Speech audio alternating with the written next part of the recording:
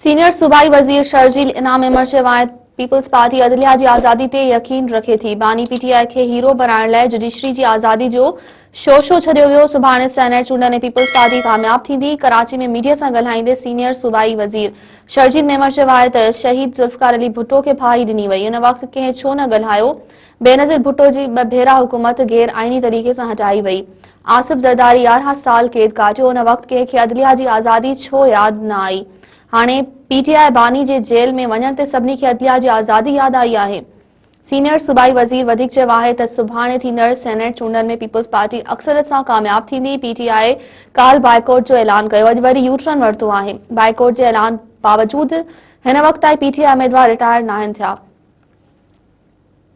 Senior सूबाई वजीर चयो त पाकिस्तान तहरीक इंसाफ हमेशा कूड़ जो सहारो वरितो आहे। पीपल्स पार्टी अदलिया की आज़ादी लाइ जिदोजहद कई आहे। पीपी चाहे थी त अदलिया आज़ाद हुजे। इन वधीक चयो त रेड लाइन बीआरटी ते कम मुकम्मल थियण वञी रहियो आहे। अवाम खे सहूलियत ॾियण लाइ ट्रांसपोर्ट जा नवां रूट्स शुरू करण वञी रहिया आहियूं।